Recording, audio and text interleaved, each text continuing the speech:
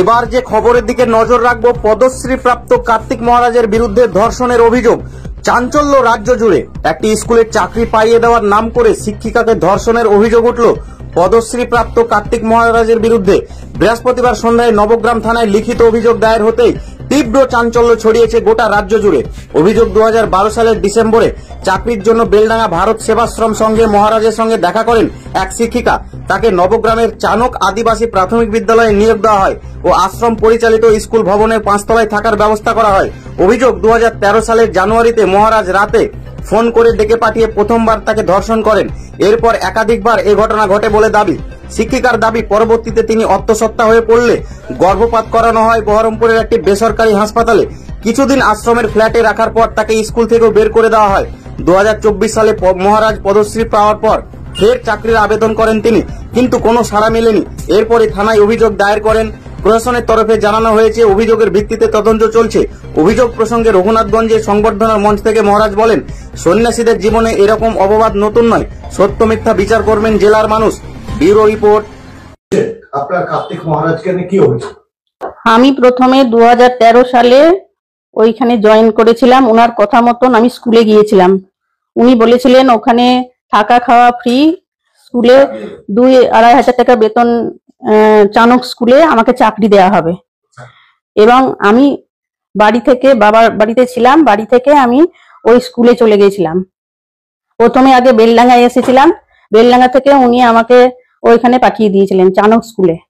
এবং আমাকে বলা হয়েছিল ওখানে তোমার একটা কাজ আছে, তুমি প্রাইমারিতে ঢোকো, সেখানে তুমি কাজ করবে।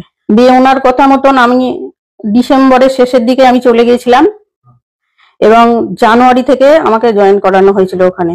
কোন সালে? 2013 সালে। 13 সালে ওখানে গিয়ে আমি ওখানে উঠেছিলাম। প্রথমে আগে একতলার একটা রুম আছে, টিচার্স রুম, সেখানে একদিন ওখানে রাখা হয়েছিল। তারপরে উনি আবার শিফট করেছিলেন 5 তলায় একটা হল ঘর আছে, সেই হল ঘরে আমাকে রাখা হয়েছিল। সেই হল ঘরে আমি একমাত্র একা ছিলাম, সেখানে আর কেউ ছিলেন না।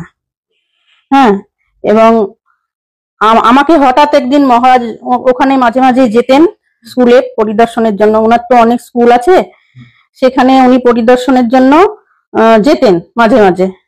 এবং আমাকে কথা বলার জন্য হঠাৎ করে একদিন রাত্রে আমাকে ফোন করছেন যে আমি তোমার রুমে আসছি।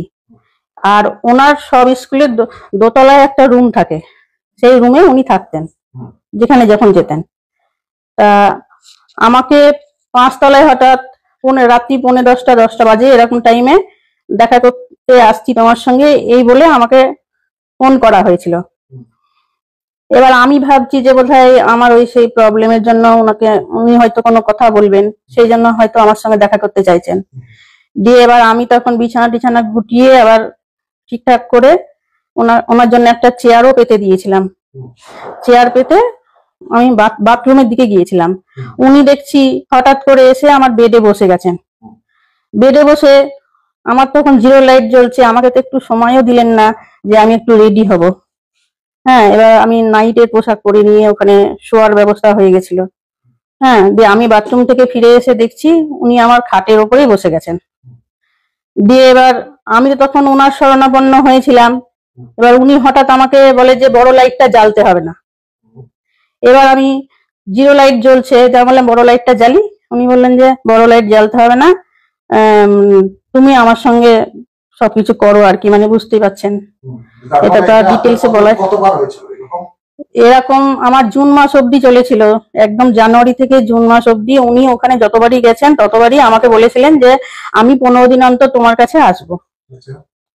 দিয়ে আমি সেটা তখন রাজি হয়েছিলাম, কারণ আমি দেখলাম যে আমি বাড়ি থেকে বাবার কথা না শুনে কিছুটা রাগ করে অভিমান করেও আমি বাড়ি থেকে ওই আশ্রমে চলে গিয়েছিলাম। আর কিছুটা নিজে ইনকাম করতে পারবো সেই আশাতেই আমি গিয়েছিলাম। হ্যাঁ, আর উনার শরণাপন্ন হয়েছিলাম। আমার জীবনের সবটাই উনার হাতে নির্ভর করছিল তখন। মানে উনার প্রস্তাবে রাজি হওয়া ছাড়া আমার কোনো উপায় ছিল না। মানে বলতেই পারেন জানুয়ারি থেকে জুন পর্যন্ত, মানে 6 মাসে 12 বার মিনিমাম। হ্যাঁ।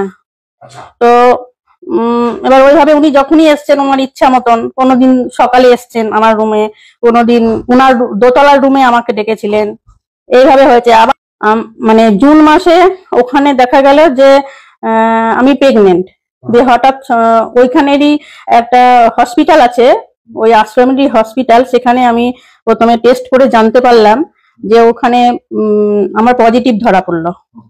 তখন ওনাকে জানালাম যে আমার এই ব্যাপার ঘটেছে, তাহলে আমি কি করব।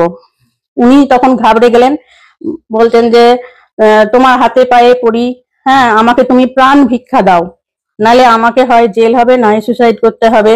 আর আমি ওনাকে একটা পরামর্শ দিয়েছিলাম যে দেখুন এসব কিছুই করতে হবে না, হ্যাঁ আপনি এক কাজ করুন, আমাকে অন্য একটা স্কুলে পাঠিয়ে দেন, সেখানে বলবেন যে সন্তান সম্ভব অবস্থায় এই মেয়ের ডিভোর্স হয়েছে, এরকম একটা কেস চলছে।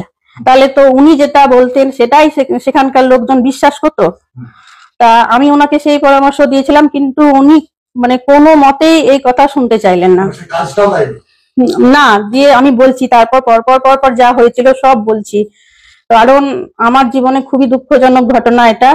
মানে আমি না বলে আর পাচ্ছি না, মানে এই জীবনে আমি না বলে এই জিনিসটা আমি শান্তি পাবো না, মরেও শান্তি পাবো না। কারণ একটা মেয়ের জীবনে এমন দুঃখজনক ঘটনা, বা কারোর জীবনে এরকম না হোক আর কি, আমার সঙ্গে যা হয়েছিল। সত্যি কথা বলতে কি, আমি যখন ওনাকে প্রথম বললাম, হ্যাঁ উনি যখন আমাকে এরকম প্রাণ ভিক্ষা চাইলেন, আমি বললাম যে আপনাকে এগুলো আর চাইতে হবে না। উনার কান্নাকাটি শুনে আমি গলে গেছিলাম, আমি ওনাকে বাঁচালাম, বুঝলেন তো। বাঁচানোর জন্য আমি তখন উপায় না পেয়ে ওখানকার স্কুলের যে বড়দি, এবার আমাকে তো ওখান থেকে বেরোতে গেলে একজনকে বলে যেতে হবে, বা আমারও তো সঙ্গে একজন লোক চাই, নাহলে আমাকে উনি বললেন একা একা বাসে করে এসে তুমি অ্যাবর্শন করো। এবার নিচের একটা রান্নাঘরের মেয়েকে নিয়ে আসতে বলেছিল, কিন্তু ওখানকার স্কুলের যে বড়দি, ওর নাম হচ্ছে সুভদ্রা মণ্ডল। হ্যাঁ, সুভদ্রা মণ্ডল বলল যে দিদি তুমি থামো, বিদিশাদি তুমি থামো, আমি তোমার সঙ্গে যাব। তুমি মহারাজকে বলো যে আশ্রমেরই এই অ্যাম্বুলেন্সটা নিয়ে আমরা যাব। এবার অপর্ণা আর সেই সুভদ্রা দুজনে মিলে তখন আমার সঙ্গে গেল।